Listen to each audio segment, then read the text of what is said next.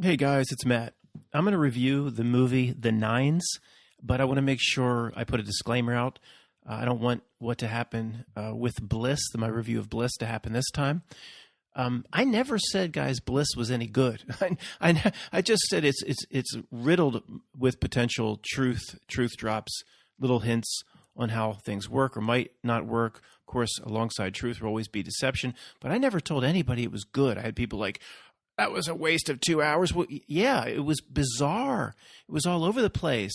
I didn't like it the first time I watched Bliss, but I thought what was trying to be presented, if you really look at it under a microscope from a truth perspective, was very interesting. So, guys, I never said Bliss was any good. A lot of what I say is misinterpreted. I have to be very, very clear on almost everything from now on. So I'm going to say the same about the Nines. Most people won't like the movie. At some point in this review, I will go over the elements. We're saying if you like this, this, and this, you probably will like the Nines. But if you don't like this, this, and this a lot, you won't like the Nines. Most people won't like the Nines. But also, I was going to say about giveaways and spoilers and all that. First off, there should be a rule if a movie is over 10 years old. There's no way it can be spoiled anyway. It's like, where you been? You want to watch it or not at this point? Oh my God, I was just listening to Matt. He actually said Dorothy clicked her heels 3 times. He gave it the F away. I'm not going to be able to watch The Wizard of Oz. He gave it away. At some point, it's too old. It's too old. So, I guess the reason I'm even mentioning spoilers here is it's better for me to spoil it. This is the same with Bliss. The first time you watch Bliss, I don't care who you are. You have no idea what you're watching. I had no idea what I was watching. Same with the Nines for the most part. Well, not the same. It's far, far less complicated than Bliss. It's not even close. But it is, if you don't know what's going on, the first hour, an hour, 10, 20 minutes go by and you're like, what is going on here? Like, what's the point? It's almost better if you let me tell you what's going on here if you decide to watch it. I think the spoiler is actually better in this case. It was, and absolutely would have been with Bliss. It's not always the case. But with movies like this, I think it's better to know up front before you decide or not to decide to watch it. Matt, that SOB in his movie reviews, he actually gave away that Fräulein Maria gets back with the Baron von Trapp. They get back together again. He told me. He effed me, totally effed me on my Sound of Music weekend that was coming up. Before I talk a little bit about the plot or how the first hour of the movie kind of unfolds in bizarre fashion, I want to mention again, I need to mention this more often, that this community, we accept 100% now that metaphysical truth, truth of reality, human truths, truth of this incarnation somehow flows through art. We all would agree. Specifically, we might disagree. We might say, no, there's no truth in that, but there's truth in this, or no, that's not what's being said, or the interpretation. But we all agree that this underlying truth comes through movies, books, art of all kinds. Okay, we agree you probably wouldn't be here. But you know what's funny is that never had to be proven to anybody. There was never a YouTube video from Matt talking in the third person about himself or anybody like me where I want to say, I want to prove to you guys there's truth in art. I mean, when Russian Vids said it years and years ago, truth in movies, lies in the news. He didn't have to prove it. We just kind of shook our heads and went, yeah, that's right. That resonates with our inner tuning fork, our inner knowing. Nobody proved it. And we just, when this happens, when it flows through the art, at this point we've seen it so many times that it's a given. It's an absolute bedrock foundation stone given that art or some sort of channeling or however it's done, we do disagree on the means. We do disagree on the mechanism. But however it's done, it flows through art. It flows through movies. And it even flows through the absurd, like cartoons and drawings and comic books and things like that. But it's interesting how no one had to prove that to us. You can't point back to, oh, this guy gave a presentation, he proved it, or it just kind of evolved somehow. And that, guess what? That makes it even more true. That makes it even more true. I just think that's very interesting how we've all arrived here. And it's 100%. You would not be here. Again, anybody could stumble upon this video for any reason. They're gonna not understand any of it anyway. But if you've been doing this stuff or been hanging out with channels like this, we all do just, at this point, just chalk it up that this is 100%. And I just think it's amazing how we kind of got here. So I'll talk about a movie, and I'll try to talk about truth drops, or what's the underlying message that's being presented that talks about who potentially you really are as a human being. And we don't, we never question that that's possible. Just we question what is being said, is the interpretation right? And then more importantly, there is a dark element. Yes, I know that, there's a dark element that runs through Hollywood, or it's all dark, whatever. But for some reason, it has to show real truth. And we do disagree on why this can come out of Hollywood, or why this absolutely does come out of Hollywood from time to time, even the positive messages. So we can debate that and argue about that some other time. On the most basic points and levels that art can teach us about ourselves, we agree. All of us agree. We'll argue about the specifics some other time. And before I start, I will say to Christians, the message or the potential truth drop in the nines, or it's not subtle. I mean, it says this is what's happening at the end. And whether we were watching it in the movies initially in 2007 or the popcorn crunchers, everybody, when it comes out what's happening, you go, what? That's what's happening? It's shocking to everybody, but it absolutely flies in the face of Christianity. So I'm just going to give away basically the ending now. Again, it's better if we do it this way. If you have to go watch it first and come back, go ahead. But it's not that great of a movie. I think it's better to do it this way. So I'm going to give it away now. And I don't think I'm ruining that for most people. I think this is a better way of doing it. And when I say flies in the face of Christianity, all the strange stuff that's going on, Ryan Reynolds, and I'll describe how he gets here. Ryan Reynolds comes to the conclusion, or he's told basically, he's told or shown that everything in the world, or we call the earth, is his universe. He's the creator of this universe. He's not the same. Most of the people he interacts with are NPCs. He's a god, basically. And the movie might actually call him a god. They don't call him the God of the Old Testament or anything like that. It's a little bit different how they present it. It really, to me, it relates to a lot of these channels or spirituality channels, or Aaron Akabi or whatever his name is. He's a smart guy. Don't want to butcher his name. Or movie channels about they would be called New Age channels by Christians. The raw information, the law of one. It's very similar to that. He is Ryan Reynolds at the end is some sort of high-level ascended being that created his own universe, and then it slowly starts to make sense what is going on in the first hour and 20 minutes or hour and 30 minutes that you watched. And if you're not following me now at all, I'll start from scratch. I'm pretty good at explaining things like this so people can understand, and I'll start with the basics. I just don't want people to waste their time. Most Christians here are open to a lot of different things, and but it does fly completely in the face of Christianity. It's a 179.5 degree message to the other side of, say, what the Bible would present. Okay, starting with the absolute basics, first let me explain or give a really butchered Cliff Notes summary of what these ascension channels like Aaron talking about the Ra presentations, the spiritual being Ra, that outlined how everybody's on an ascension journey. Every creature has some level of consciousness, ascending through second level, third level, fourth level, fifth level, sixth level, up through seventh or eighth. I don't know all the levels. I think this is also related to the Course in Miracles. And obviously, I'm not going to do justice to it, something this big in a 3-minute presentation. But it absolutely relates to the movie The Nines. These channels talk about almost everything having consciousness and on a gigantic several 100 million year journey through ascension. Second level could be pets or animals. Third level, probably humans.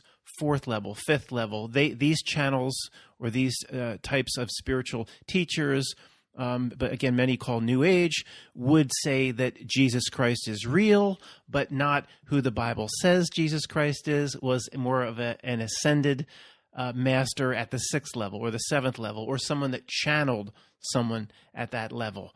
And it takes a long time and many, many lifetimes, tens of thousands of years, hundreds of thousands of years.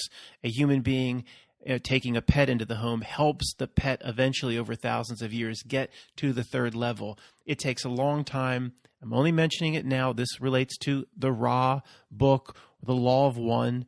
You might have come across it. It absolutely relates to the message, in my opinion, that the Nines, the movie The Nines with Ryan Reynolds, is presenting. And if I don't do this, and I'm going to have to do this more often, guys, I apologize. Levette would probably say it has something to do with Mercury. But if I don't say right now that what I just presented is not my personal belief set, I'm just telling you what the basic Cliff Notes version, sometimes when you buy the Cliff Notes, there's actually the front page is a one-page summary of the Cliff Notes. That's a summary of the larger work. I had a friend that actually would prepare for tests. He wouldn't even read the whole Cliff Notes. Sometimes it'd be 50 pages of Cliff Notes. He just read the summary page. That's all I'm doing. I didn't say they were my beliefs. Someone will be like, oh, this guy. I don't know. I'm open to a lot of different sets of beliefs, as you know. I'm just presenting what these channels talk about regarding the Ra teachings and the ascension path, and I'm going to relate that to the movie The Nines. Even with that being said, someone will comment, Matt, I didn't know you were a proponent of Ra and the Law of One. That's the best I can do. Let's move on. Now, Bliss was pretty much impossible to review, or would have been impossible if it didn't just basically have two characters. This movie only has three main characters that tie everything together. If there were more, I don't think I could do this without me being able to show you even a few clips of the movie, which of course I can't do. So you have Ryan Reynolds. Everybody knows who he is. If you're a big fan of looking at his abs or his biceps, there's plenty of times in this movie where he will feature his abs and his biceps and his well-trained body, if that's your thing. But that's not what my review is going to be about. There's Hope Reynolds, was it? Is that right? Hope Davis. White woman, blonde hair. She's been in 15 or 20 movies. I don't know her that well. Hope Davis. We'll just think of it, she's very similar to Ryan Reynolds in terms of what that type of being is. We'll leave it at that. And then there's Melissa McCarthy. Most people know who that is. Melissa McCarthy is the third key element in this movie. There are three distinct segments in this movie, all with the same characters. Ryan Reynolds has a completely different name in segment 2 and segment 3. He has a different job. Melissa McCarthy also shows up in his life. Different name, different job, different role. Hope Davis shows up in his life. Different situation, different role. But they all three, it's basically like three different scenarios, but it turns out to be three completely separate realities where these characters all interact with each other in three distinctive parts of the movie.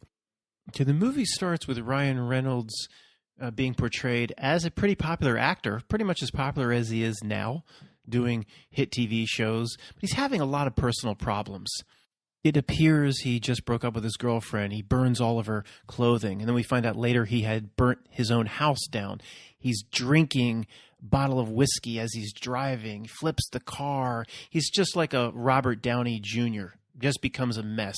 One of these Hollywood stars that needs rehab, and he's in jail. Melissa McCarthy shows up, the actress Melissa McCarthy, who's like his handler, his publicist, works for his agent. You don't see anybody else in the Hollywood industry that represents Ryan Reynolds, whoever this guy is supposed to be. Honestly, I don't even know his name at this point. I just watched the movie last night. We're just going to call him Ryan Reynolds. So he's under house arrest because he was drunk and on drugs when he flipped the car. And it just plays out slowly. There's some strange things that happen, and you really don't know what is going on. At one point when he's on drugs, he sees two other versions of himself briefly. But when you're watching the movie early on, you're like, he's just on drugs. But obviously that does come into it later. He's under house arrest for what he did. But I don't know, some Hollywood producer puts him up in his house. The Hollywood producer, you figure this guy or girl has 5 other homes and the home's empty half the year. So he's under house arrest there under the close watchings of Melissa McCarthy to make sure he doesn't get into trouble again. And then there's this strange neighbor who shows up, played by Hope Davis. This is an actress I didn't know at all. Apparently she's been in about 15 movies, but most people really don't know Hope Davis. I don't remember even seeing her face before. She shows up as the neighbor who takes an interest to him, and you just get the strange feeling she's going to come into play later. She's a white woman, blonde hair. He's bored off his ass in this house arrest. He just has nothing to do but watch porn all day, and you just kind of okay, where's this going? It's really. I was ready to turn it off. If Greg told me to watch it, I would have turned it off. Okay, so for the first 25 minutes or 30 minutes of the movie, maybe it's shorter, but it seems like a long time because it's kind of boring. You have Ryan Reynolds stuck in this pretty nice house in the Hollywood Hills. He's on house arrest, with an ankle bracelet. We have Melissa McCarthy coming and going, minding the store, kind of working for his manager, making sure he's not getting into any trouble. At one point, he does break his curfew or whatever, or goes out, so she then has to live with him.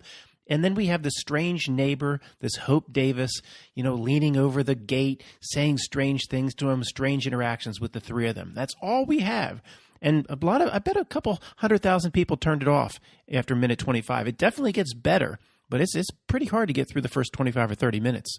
For the first inkling, is that a word? Inclination? I'm going to say tinkling of something weird happening is there's this weird interaction with Hope Davis and Melissa McCarthy, kind of out in the yard. Ryan Reynolds is inside.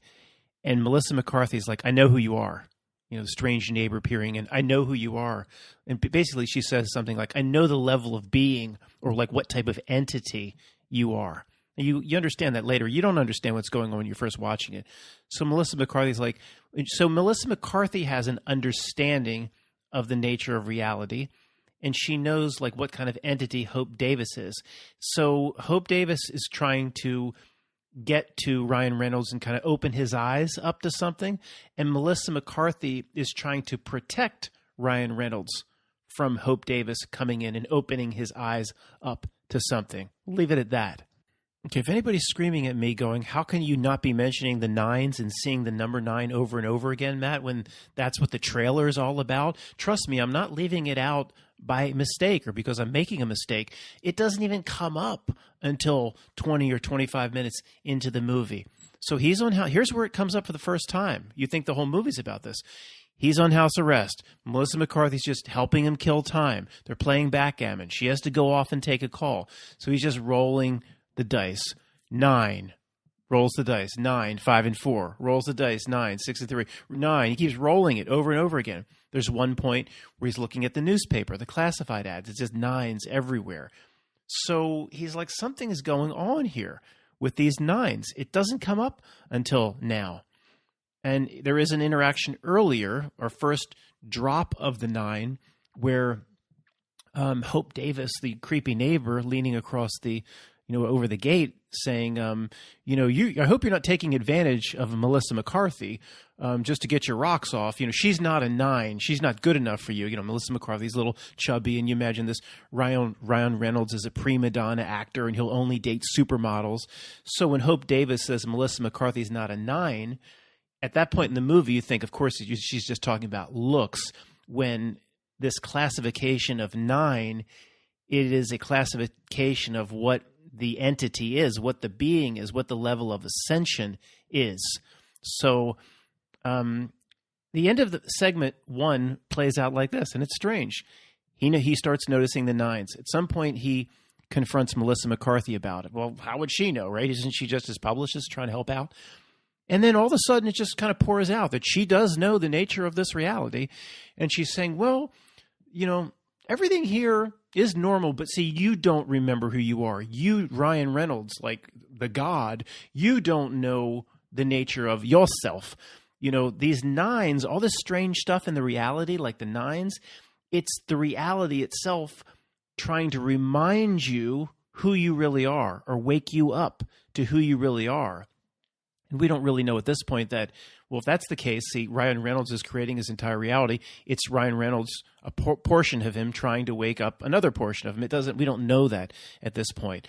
But it's like, well, why does Melissa McCarthy, after just playing the role of this dumb publicist, just trying to help out so he doesn't leave the house again with his ankle bracelet, all of a sudden, I mean, this is a flaw in the movie. All of a sudden, just on a dime, boom, she starts talking about the nature of reality to him with serious messages and speeches about the strangeness of reality is that reality is trying to show you who you really are. Now, what do you think I thought of when this part comes up? I'm going, yeah, part 2 of my 3 steps. What kind of world can be this bizarre? Well, a world that's not very real. And then what does that tell you in my step 3 about the nature of who you really are? Once you so this world is completely, once you see 1,000 things that couldn't possibly take place, you don't need to see the next one. You kind of know this world is some sort of a strange construct, and it's probably designed as strange as it is. So we finally understand who we really are. And Melissa McCarthy basically says the same thing, but she uses, instead of all the weird things we see, it's all over the board, from fake events to tuna fish cans blasting off to a billionaire worth $170 billion trying to put a Bradford White water heater into orbit, to Kennedy to Lincoln synchronicities where there's 50 things that match up between Kennedy to Lincoln. You get into 1 in 10 billion chances, if not 1 in 100 billion. So we see a whole lot more than just nines. I guess they can't make a 6-hour or a 10-hour movie. So in the movie, it's just the nines, just that one little thing. Melissa McCarthy says the reality is basically trying to remind you who you really are, or wake yourself up to who you really are. And of course, at this point, Ryan Reynolds, he's like, I'm just an actor. I don't know what the F you're talking about. And he's like storms out of the house. And there's this point where he can't go farther than this point because of his ankle bracelet. And he's starting to it's sinking in a little bit what she's saying, but he's just an actor. He's just blowing it off. I'm like, where did you come up with this? I'm just an actor. Well, he runs outside and he's like, well, what happens to reality if I step over this line? Like, not just what happens to the ankle bracelet starts making noise and the cops come. Well, the end of part 1, he steps over the line and the entire reality disappears. Melissa McCarthy just fades to nothing, or is evaporated, as George Stephanopoulos said about Tower 1. So it's just the whole reality is gone. Here comes Ryan Reynolds in part 2, walking around the corner.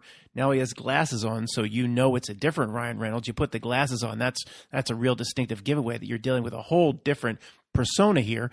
But he's this, in the second one, he's not an actor, he's a writer, okay? He's a writer in part 2. Now watching the movie, and if you're popcorn crunching, you're going, what the hell just happened there? The whole reality just disappeared. Now here he is like it's him, but it's not him. He's got a different name. He's a writer. If you're popcorn crunching, you should. I shouldn't have. I went and got the Mike and Ike's, and I think I missed something important. Well, it didn't matter. Even the people that didn't get the Mike and Ike's, the popcorn crunchers, still would have no effing clue what's going on. We would have a clue. Those that have dropped veils, and people that chime into my video. That's awfully arrogant. Only you guys have it figured out. Yeah, pretty much. Pretty much. Okay, so part 2 in the movie begins, but in terms of a truth in movies, there's really nothing to talk about. He's a writer. He's trying to get his show on air. The network says you have to drop Melissa McCarthy. He doesn't want to drop her because she's good friends. He goes back and forth. It's the politics of working inside of a movie studio. It's interesting in its own right, but there's no truth that really comes out of the second segment. Second segment just shows you Ryan Reynolds with a different name in a completely different life. That's segment 2. Segment 3 begins with a flashback of the first reality where Ryan Reynolds was in the home on house arrest, and Melissa McCarthy just out of the blue just telling him about the nature of the being that he really is. So segment 3, now we're flashing back to the end of the first reality, but Melissa McCarthy says more this time that she didn't say the first time because the audience wouldn't have been ready for it. The audience is never ready for it. But she basically says this whole reality is your creation. You can destroy this whole reality, with a single thought. You're what's called a nine. She says, well, what are you? Or what? She doesn't say who she is. She could be a nine as well. It depends on their interpretation. Melissa McCarthy doesn't say who she is. Ryan Reynolds says, what are you? She says human beings are sevens. Monkeys are sixes. And Ryan Reynolds, he still doesn't believe her. Again, he's just the actor trying to get off drugs and alcohol at this point on house arrest, going, well, what's an 8? She says, is this a truth drop? She says, 8's a koala bear. They're telepathic, and they control the weather. Really? Obviously, I don't mean the truth drop is that a koala bear is some interdimensional being. I'm saying, the slip out of something in this realm can control the weather. Didn't mean to apply that to the koala bear. But in this exchange that the movie's returning to with Melissa McCarthy and Ryan Reynolds, she's just saying this flat out. It's not like in Bliss where you have to interpret it. She even slaps him on the side of the leg. She's going, that's just an avatar. You're just having an experience in this avatar. You're a multi-dimensional being that creates worlds. All that, ascension stuff, all that New Age stuff is being delivered in this speech by Melissa McCarthy. Now we see more of it, or it doesn't go down the same way as it goes down at the end of the first reality, the first segment. In this case, he just says, I don't believe you, and he gets up. And then that leads to the third segment of the movie, completely new segment, where in this reality, Ryan Reynolds is married to Melissa McCarthy, and they're kind of stuck in the California hills. The car has lost its charge. They can't start it. So Ryan Reynolds goes out to try to find help. Completely different segment, this segment 3, but the same exact actors. Melissa McCarthy's married to Ryan Reynolds, and Hope Davis comes in as somebody who's hiking along, who eventually ends up helping. But whatever strange things Melissa McCarthy was telling him at the end of segment 1, which was returned to at the end of segment 2, Hope Davis, her character, basically confirms everything that Melissa McCarthy said.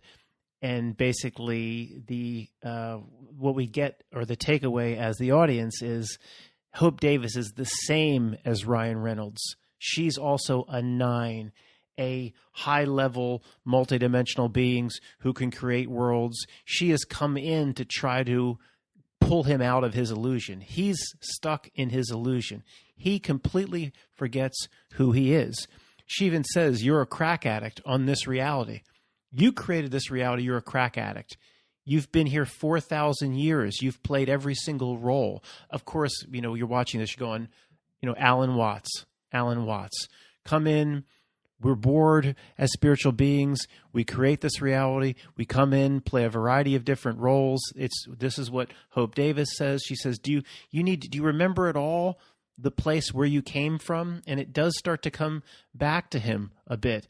He's like, you're a crack addict. You can't leave this place. You're lost in this place. You created this world. It's all an illusion. I'm here as an equal to you, as also a 9, to pull you out of this reality. Well, these are themes that are somewhat repeated and come up quite frequently in the pursuit of truth, don't they? Now, at this point with Hope Davis, again, he's on this. Well, she's a hiker out in the California hills. He was out exploring the California hills where his car broke down. Melissa McCarthy's back at the car with their kid, and he's out trying to get help.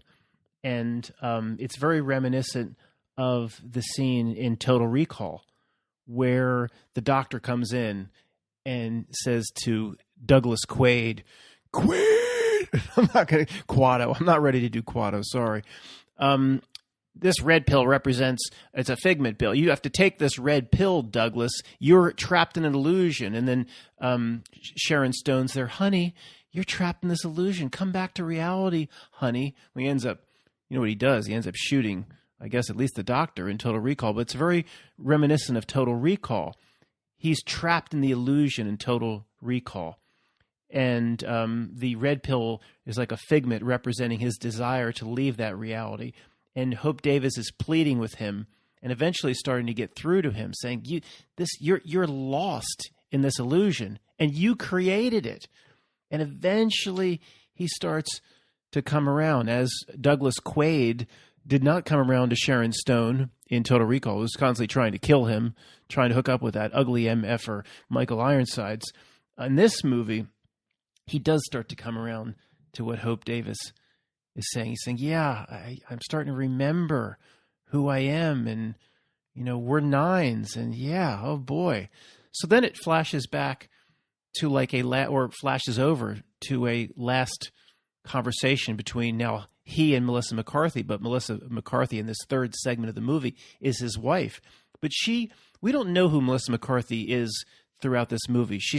It doesn't seem like she's a nine, this high level spiritual ascension being that can create worlds with a thought.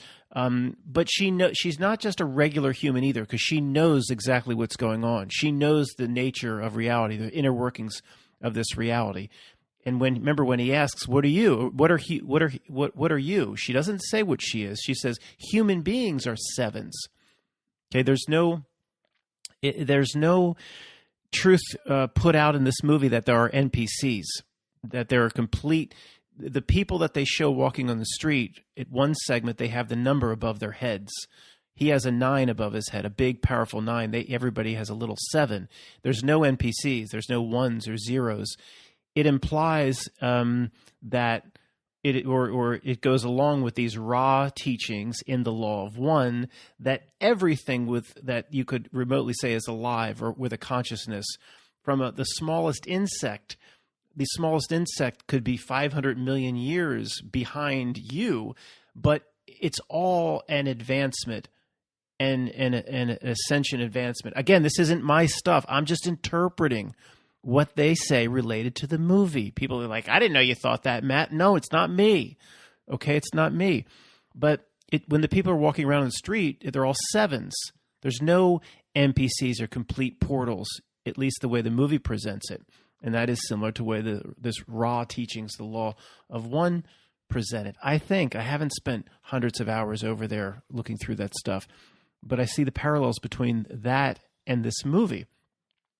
So eventually, he does come over to the pleadings of Hope Davis and truly start to understand who he is. But he's standing there talking to his wife, Melissa McCarthy, and she's kind of like, well, she knows a whole lot, right? She initially dropped the truth on him in the beginning, but she's like, well, now that you know you're going to go away, what does that mean for me? It's like, I don't know. It means the end of the instantaneous end of your world.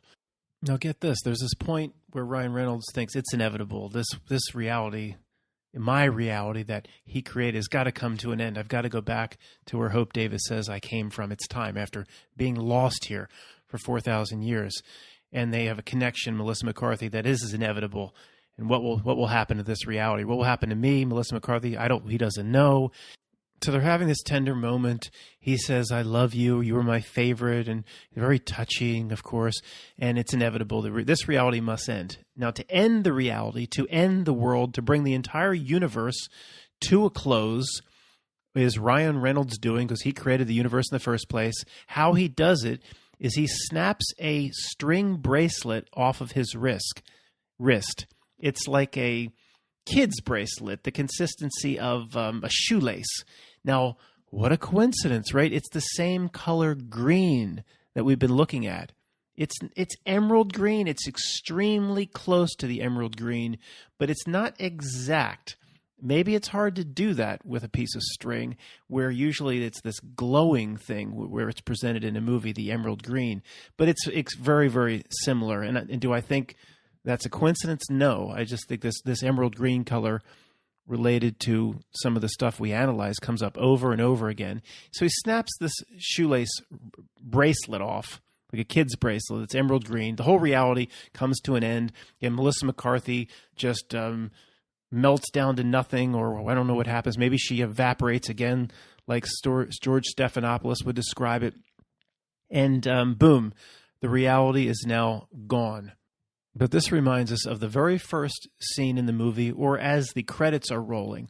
As the credits are rolling, all you see is a man's hand constructing a cheap string bracelet, this green bracelet, where I guess it's like 3 thin pieces of thread all woven together like a braid, creates the bracelet. Puts the bracelet on. The whole opening credits is just a man's hand making this bracelet and putting it on himself. And I guess, throughout the movie, I guess it would always have been around Ryan Reynolds' wrist. I didn't know what I was looking at. I didn't really look for it throughout the movie or notice it, but of course it must have always been on Ryan Reynolds' wrist. And I guess what it means is very simple in terms of the context of this movie. He weaved this green string bracelet. He weaved the reality. He thought the reality up, or the universe up, into existence. Then he entered it as various characters all playing out at the same time, because the Hope Davis character comes out at one point and clearly says time just doesn't exist to us. So one can assume he's actually with those 3 incarnations all at once, all at the same time.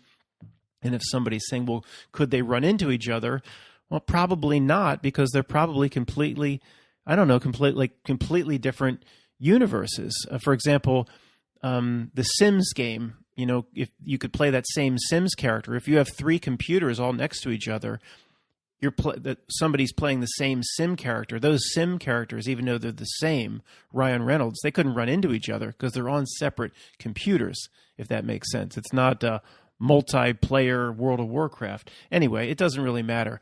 So you just get the impression, at least we would get the impression with the type of stuff we study and look at, that these 3 realities are playing out at the same time.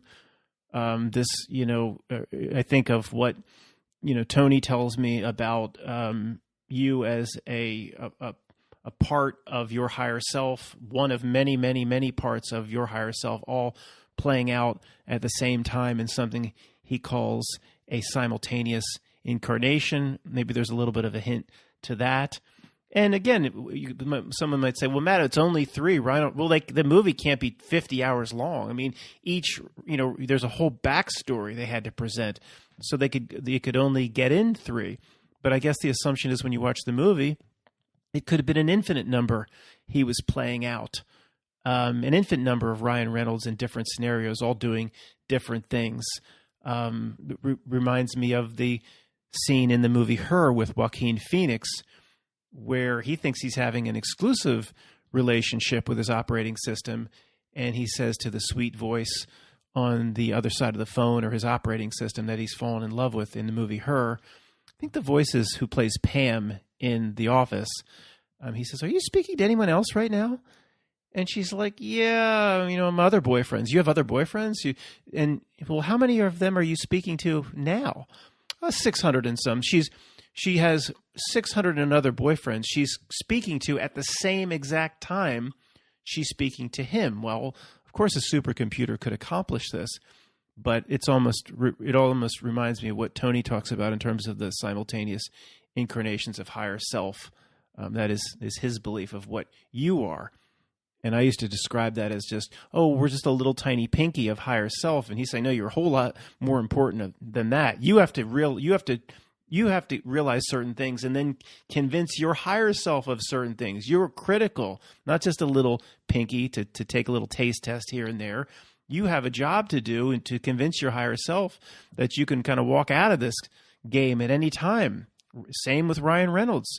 If he came to the understanding he didn't like the way things were going, he had the power all along to walk out of that universe at any time because he himself created it. This is very similar to, when you're just doing lots of lines of drugs here like I do over and over and you're losing your mind, all these movies start to flow in. Like Dorothy, all she had to do was click the heels 3 times. She just zapped right out of that reality. Ryan Reynolds could have, once if he realized who he really was, or if he had a pair of ruby slippers and he was into that sort of thing, not that there's anything wrong with that, he could have clicked them together 3 times and zapped out of there.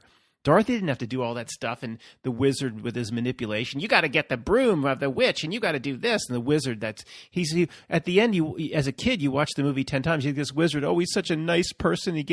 He's a real bastard, that wizard. He's a son of a bitch, that wizard. gave a bunch of useless trinkets away at the end. He didn't give anybody really anything. And then he tried to escape. He escaped in his balloon on his own. He sent Dorothy on these quests when all she had to do was click her heels together 3 times. So Ryan Reynolds, all he had to do was come to a realization. And I think Tony would say the same thing. If we're an aspect of something much greater that's here, it's a realization that we are much greater. And if you could just walk out of here at any time. And this, I'm sorry, this does go along with 2 videos back talking about what Danny's breaking down about a powerful being. If you realize that and your field is that and you emanate that and it's every bit of you knowing who you are, you think a fucking jab, something, say, stick in your arm is going to just suck your soul out and you have no say over it. No, if you realize who you really are, you probably, they can't touch you. That's why we're beaten down into learned helplessness. There's a reason we're kind of told we're nothing consciously and subconsciously from the moment we're kids. But how many of us are ready to understand who Ryan Reynolds? He even as the movie went on, he's like, I don't believe that. No, I don't. He refused to believe it, to understand this was even a possibility. I'm sure this is very similar to the situation we're in. And you can't just pop out of bed in the morning and think I'm some kind of god. It takes time to realize, who you really are. Okay, so that's my best understanding of what this movie's trying to present. And overall, when you look back on it, it's pretty interesting. As you watch it the first time, it's not very good. Back to the actual wizard in The Wizard of Oz, that bastard, that rat bastard. He represents the minions of this reality, no doubt about it. He's the minions of this reality. His whole presentation is false. It's just a bunch of buttons and levers, reality buttons and levers. He has no real power. Sends him on a bullshit quest for his own purposes. Doesn't really help. If he had any real power, just say, click your heels 3 times. Then he convinces them into thinking they won something or got something. Here, you want a heart? Here's a plastic piece of shit. Just put this on your chest, Tin Man, you dumb bastard. Oh, Scarecrow? Oh, you're freaking genius. You play inside of our rules, inside of Oz? Here you go. Here's a certificate. That can get you in anywhere you want to go, all the good brothels. Just show him your certificate. Just gave him a piece of shit. And what did he do to the lion? Oh, yeah, courage. He just gave him a bullshit medal. He didn't get, he actually gave the lion something. He made the lion realize to a degree that he did already have courage, but he didn't really, the lion should realize that on his own. See, he needed a bullshit medal. Then he escaped in his balloon by himself. He represents the minions. He's the Melvin P of this reality, that damn wizard. So the very end of the movie, the Nines, when he collapses the universe because he knows it's within his power, Melissa McCarthy evaporates away, and the whole world implodes. You just see the camera pan up from the house they were in, and then the camera is panning over Los Angeles. It looks like a drone shot, but it's faked. It was 2007, this movie. Coincidentally, I think it came out on August 31st, 2007. Well, it's called the Nines, right? Maybe they would have just waited a day for 9/1, but whatever. August 31st. And the camera is panning over Los Angeles. It's fake CGI, but it goes right over. It looks like the WTC, the Twin Towers from New York. It looks just like that because it's Century Plaza, the Century Towers or Century Plaza Towers in Los Angeles, Century City. Be careful. If you search that, you're going to get some apartment complexes that don't look like the WTC. The Century Plaza, the Century Towers in Century City look just like the WTC. So I don't know what it means exactly, but what a coincidence, right? What a coincidence that the camera panning after the final world is collapsing, the reality has ended. His third reality has ended. Melissa McCarthy has George Stephanopoulos evaporated. Camera panning right over, it looks like the WTC. No, it's real buildings in Century City. But I thought they could have panned that across anywhere. They didn't have to go right across. Why you go across Century City anyway? There's nothing out there. It's crap. But I'm just saying it's not a coincidence. It's not a coincidence. Maybe you're meant to believe WTC, and they could say, no, it's just the towers in Century City look just like it. Anyway, so then the reality fades away, and there's these crystals. It looks like the associated way the colors are associated with the chakras. You just get that impression. And then, of course, it goes to an, guess what? I'll give you 3 guesses, but you're only going to need one. The eye. You can't, I've stopped it and paused it. You can't tell if it's a left or a right. You really can't. I couldn't, but I didn't spend all day on it. I tried to pause it a few times. It goes right to the eye. Oh, boy. I have to come up with, after all this eye BS for how many years now, I need to really come up with my own theory as to why is this endless presentation of the eye. And I'm telling you, anybody that thinks they got it all figured out, you don't. All right? It's not just like as above, so below. I bet if your interpretation of as above, so below is probably correct, but that doesn't mean it's not the only interpretation. There are, like I've said many times, there's at least 10 interpretations of as above, so below. You could take as above, so below to what you think about, your thoughts and emotions, positive, affect your body and the workings of the avatar. As above the mind, so below the avatar. There's 10 different applications to it. If you think you got it figured out and it's one thing, it ain't one thing. So you probably can apply that to the eye. But I need to come up with my own. It's time, whether it's right or wrong. But I guarantee a lot of people they're commenting, they got it all figured out. You don't. Okay, you don't. It's not that simple. Okay, that's it for the movie The Nines. Earlier I said, who potentially would be interested in watching the movie. Well, I think it would be better after this review. I really think it would be better. So if you want to see how the movie presents the ideas that I thought were playing out, you might want to check it out. It's going to be slow in the beginning, and I don't know if you like Ryan Reynolds a lot. He's in every scene. If you like him, or you want to see a couple of his abs shot or his biceps, and he doesn't take his clothes off or anything, but no matter what sex you are, not that there's anything wrong with that. If you want to check him out, they have a lot of the movie where he's showing himself off. People like that. Not that there's anything wrong with that. Overall though, guys, I don't know. If you're not dying to see how the movie presents these concepts, it's not that great. It really isn't. And the movie it's not like Bliss where it's completely subtle and there could be 5 different interpretations on every scene. Melissa McCarthy just at some point tells Ryan Reynolds he's basically a god. She just tells him. So it's not subtle. It really isn't. I mean, I think I've done a decent job of putting the connections together in terms of what is trying to be presented. And at some point, if anybody's, yelling at this presentation saying, well, again, Matt, what if there is anything in here that's helpful to us or it's really presenting truth without a complete deception? Of course, a Christian would think this whole movie is, of course, a Christian would think it's complete deception. We'll talk about that some other time, but there are definitely movies that are helpful. And we'll talk about it some other time, how that comes out of the cesspool or Hollywood, something we've labeled as evil. There's no doubt that there are hundreds and hundreds of useful pieces of information or truth that come out of movies. Are they trying to help? Do they have to do it? We don't know, and we have differing opinions. But it is a cesspool, and it is evil. But but there's a lot of good truth that comes out of now. We've witnessed this, or we've studied this in hundreds of movies. And if you apply this to all of art and music and different, then it's coming out. The truth is just coming out everywhere.